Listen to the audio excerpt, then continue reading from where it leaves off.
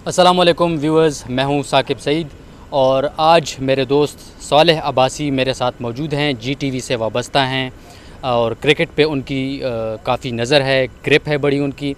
तो जल्दी से मैच पर आ जाते हैं। आज हमारे पास टाइम थोड़ा सा कम है। अजीब मैच था। जो लोग ब्लड प्रेशर के मरीज़ हैं, हार्ट पेशेंट्स हैं, उनके लिए तो बहुत ही बड़ा मसला बन गया था। चूँकि हमारे लिए भी बहुत मुश्किल था, उनके लिए तो बाकी एक मुश्किल काम है। सालेह, हम आपको खुशामदीद कहते हैं। कैसे हैं? बहुत शुक्रिया साकिब, अल्हम्दुलिल्लाह फिट फाट हैं? अल्लाह का शुक्र। आप बताएं। सही। तो मैच पे आते हैं। कल हमने पहले बैटिंग की लेकिन स्कोर हमारा कम था और एक दफ़ा फिर जो स्ट्राइक रेट का मसला था बिल्कुल। वो हमें सामने आया। तो क्या हल है, क्या करना चाहिए हमें? ओपनिंग तब्दील करनी चाहिए, मिडल ऑर्डर में कुछ करना चाहिए, या कोई तरीका तो बताएं ना आवाम को। देखिए साकिब, आज की जो मॉडर्न क्रिकेट है उसमें एक अच्छा स्ट्राइक रेट रखने वाला प्लेयर ही माना जाता है और उसी को दुनिया में बेस्ट समझा जाता है। हमारा जो ओपनिंग कम्बिनेशन है, नो डाउट गुज़श्ता 2 से 3 बरस में उन्होंने एक्स्ट्रा ऑर्डिनरी परफॉर्मेंस दी। If we talk about average, consistency, दोनों बड़ी अच्छी थी। लेकिन द प्रॉब्लम इज़ कि स्ट्राइक रेट जो है वो इम्प्रूव नहीं कर पा रहे। कल का मैच आप देखें, हमारे 12 या 13 ओवर्स के बाद हमने जाके सेंचुरी का जो हिस्सा है वो अबूर किया। ठीक है। तो अगर 10 विकेट्स इन हैंड हैं तो क्या फ़ायदा ऐसी विकेट्स का कि आपका स्ट्राइक रेट जो है वो बिलो 130 हो और आप 8 की एवरेज से आगे लेके जा रहे हो। मेरी नज़र में हमारी जो टीम मैनेजमेंट है और जो PCB के जो है वो मुक़्तदर हल्के हैं, उनको चाहिए कि टीम की जो एग्रेसिव अप्रोच है वो टीम में वो किसी ना किसी तरह डाल दें। यार कि आपने एग्रेसिव खेलना है, जारहाना हिकमत अमली अपनानी है। ये ना कि भाई एक विकेट गिर जाए तो टुक टुक टुक, या ओपनिंग के जो पावर प्ले के जो 6 ओवर्स होते हैं वो बहुत अहम होते हैं। तमाम जो दुनिया की टीम्स हैं वो उनको बहुत अच्छी तरह मैनेज करके 6 ओवर्स में 60-70 स्कोर करती है। लेकिन हमारे यहाँ बाबर आजम रिजवान को देखते रहते हैं और रिजवान बाबर को। तो ये जो मसला है, जो नाक़िस हिकमत अमली है, जिसको बदल कर एक जारहाना तर्ज अमल अपनाना होगा और एग्रेसिव अप्रोच के साथ पावर प्ले में फील्डर्स अंदर होते हैं तो आप कोशिश करें यार सर्कल को क्लियर करें, ज़्यादा से ज़्यादा स्कोर बनाएं। तो ओपनिंग में मेरे ख्याल में ओपनर हमारे अच्छे खेल रहे हैं। अगर इन्होंने स्ट्राइक रेट इंप्रूव ना किया तो फिर हम जा सकते हैं तब्दीलियों में। आप ले आएँ शान मसूद को ओपनर ले आएँ, लेकिन वो चीज़ सेलेक्टर और कोच तो इस बारे में बात करना भी गुनाह समझते हैं। तो मेरी नज़र में यही 2 ओपनर रहेंगे, वो इनको बदलेंगे भी नहीं, लेकिन एटलीस्ट यार स्ट्राइक रेट अपना इंप्रूव करें ताकि आपका जो मिडल ऑर्डर है, जो लेट ऑर्डर है, उस पर ताकि मनफी असर ना हो। जी बिल्कुल, यही बहस आजकल चल रही है और कुछ लोग जो हैं वो हमारा जो ओपनिंग पेयर है उन पे भी तनकीद कर रहे हैं। लेकिन मेरा भी ख्याल है सालेह, आपके बिल्कुल मैं बात से इत्तेफाक करता हूँ कि ओपनिंग पेयर अब चूँकि फ़ैसला एक दफ़ा कर लिया गया है तो ठीक है, कर लें। लेकिन एक बात जो है वो आपको यकीनी बनानी चाहिए, वो ये है कि बाबर और रिजवान को ये चाहिए कि वो अपना स्ट्राइक रेट जो है वो कम से कम 140 से उनका ज़्यादा हो तो फिर कुछ बात बनेगी। क्योंकि बात साकिब ऐड करना चाहूँगा कि बाबर आजम और रिजवान वो हमारे ओपनर्स हैं। उन्होंने ठेका नहीं लिया हुआ कि वो टीम की जो 20 ओवर्स की इनिंग्स है उसको ख़त्म करेंगे। हमारी जो टीम मैनेजमेंट है वो रिजवान और बाबर को रोल देंगे, यार आपने मैक्सिमम 6 ओवर्स खेलने हैं, 10 ओवर खेलने। सही। 10 ओवर में आप मिनिमम 90 या 100 का हिस्सा अबूर करें, फिर आप भले आउट हो जाएं। अगर आपसे शॉट्स नहीं लग रही तो आपकी जो 8 या 7 बल्लेबाज हैं उनको मौका दें। ये ऐसा करते हैं, ना आउट होते हैं, ना क्रीज छोड़ते हैं, ना आउट होते हैं, ना शॉट्स लगाते हैं। तो ये बहुत बड़ा मसला बन रहा है। 6 ओवर का रोल देते हैं, 10 ओवर का रोल देते हैं कि यार आपने इतने ओवर्स में इस रन रेट के साथ खेलना है, फिर भले दोनों आउट हो जाएं। उसके बाद मिडल ऑर्डर आएगा, वो परफॉर्म करेगा, जितने उनको ज़्यादा मौके मिलेंगे तो इस तरह उनका कॉन्फिडेंस बूस्ट अप होगा। तो ये ना हो कि भाई रिजवान को कल देखें आप 50 उसने बहुत अच्छा खेला, बल्कि तीनों मैचेस 4 के मैचेस में रिजवान का स्ट्राइक रेट बहुत अच्छा था। बाबर भी स्ट्राइक रेट के एतबार से अच्छा खेला बनिस्बत एशिया कप के, लेकिन रिजवान 50 करने के बाद थोड़ा सा स्लो हो जाता है। और ठीक है, उसने 50 कर दिया, अपना उसका जो मामला था वो डन हो गया। अब जो आने वाले बैटर्स हैं, मिडल ऑर्डर है, उनको मौका दें।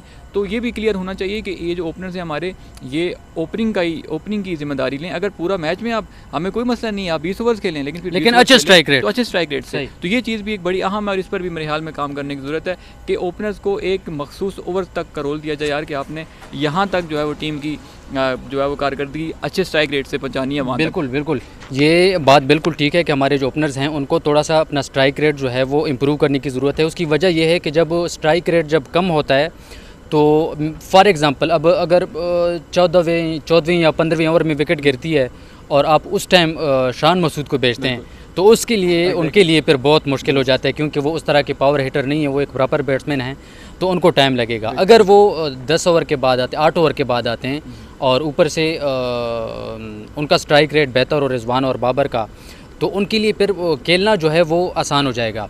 इसी तरह अगर फॉर एग्ज़ाम्पल 14वीं या 15वीं ओवर में पहली विकेट गिरती है तो हमारा जो टीम मैनेजमेंट है, कैप्टन है, उनको फिर ये पता नहीं चलता कि हमें शान मसूद को आगे भेजना चाहिए या आसिफ अली को या खुशदिल शाह को।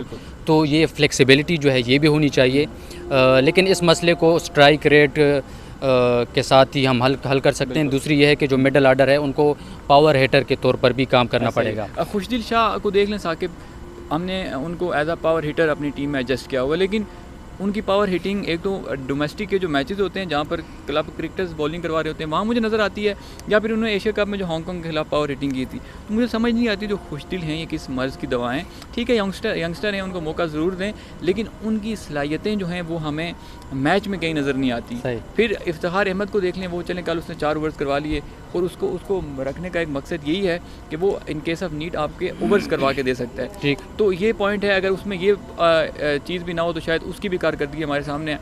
आसिफ अली जो है वो कदरे बेहतर मैं इसलिए कहूँगा क्योंकि वो अक्सर व बेशतर ज़रूरत पड़ने पर 2, 3, 4 छक्के लगा देते हैं और हमारी जो टीम है वो शिकस्त से बच जाती है। कल भी उसने 2 छक्के लगाए, नहीं तो हमारा टारगेट तो 155 या इतना था। जी। तो अब वो ये जो इफ्तिखार अहमद हैं और खुशदिल शाह हैं, इनको बिलखुसूस अपनी बैटिंग बेहतर करनी होगी।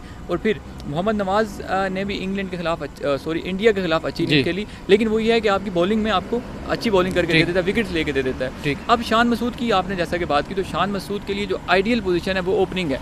लेकिन क्योंकि रिजवान और बाबर एक अच्छा प्लेयर है हमारे पास ओपनर्स का, तो उसकी मौजूदगी में अगर ओपनर्स की जगह नहीं मिलती तो फिर उनके लिए एक ही सूटेबल जगह है और वो है 1 डाउन। लेकिन अब 1 डाउन में वो किस टाइम आएंगे? कल के मैच में आप देखें, अगर 15 ओवर्स के बाद शान मसूद आएंगे तो ही इज़ नॉट बिग हिटर, वो कोई पिंच हिटर भी नहीं है, हार्ड हिटर नहीं है, तो उस बेचारे ने क्या करना है वहाँ आके? इस तरह तो आगे वो भी एक्सपोज होंगे।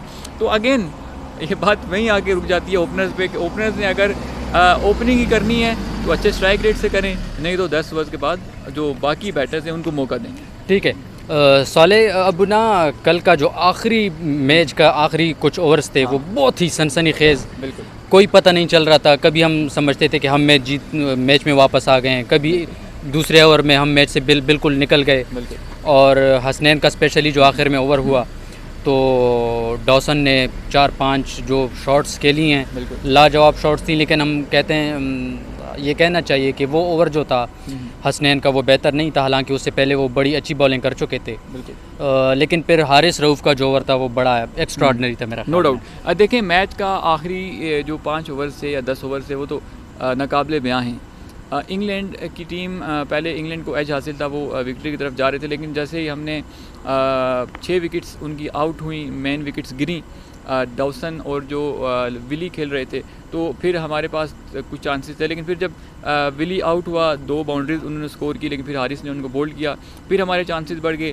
फिर डॉसन मोहम्मद हसनैन जो कि उसने कल का पहला स्पेल बड़ा अच्छा किया था, लेकिन बैड लक थी, यंग लड़का है तो उसको हमें सपोर्ट करना चाहिए, बैक करना चाहिए। उसका एक ओवर बहुत ही बुरा हुआ, जहाँ वो फील्डर अंदर रखता था, ऐसा कोई इत्तेफाक हुआ कि वो बॉल फिर वहीं देता और आसानी से डॉसन ने उनको स्क्वायर लेग और फाइन लेग की जानिब और थर्ड मैन की जानिब बाउंड्रीज हासिल की।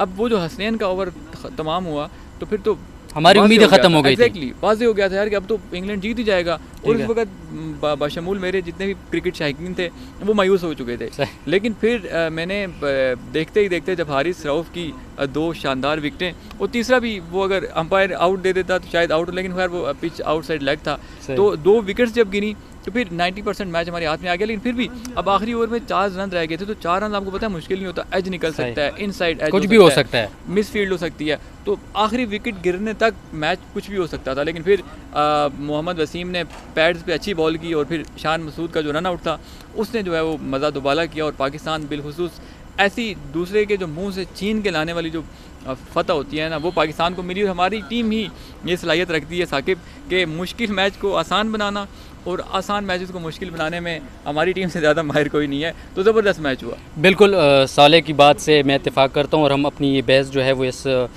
नुक्ते पे समेट लेते हैं कि मोहम्मद वसीम ने आखिरी 2 गेंदें जो थी बेहतर तरीके से की, फील्डर जो थे वो नज़दीक थे, लेकिन आज का दिन जो है, आज की रात जो है वो हारिस रऊफ़ के नाम है। मुझे और सालेह अब्बासी को इजाज़त दीजिए, आज के लिए इतना ही, और अगले मैच के बाद हम आपसे फिर मिलेंगे और इसी हवाले से डिस्कशन करेंगे। कि हमारी टीम में किस किस्म की जो वीकनेसेस हैं उन पे बात करेंगे, जो उनके पॉजिटिव पॉइंट्स हैं उन पे भी बात करेंगे। लेकिन फ़िलहाल हमें इजाज़त दीजिए, हमारे चैनल को लाइक कीजिए, सब्सक्राइब कीजिए और कमेंट भी कीजिए ताकि हम आपके सवालात के जवाब दे सकें। Thank you so much.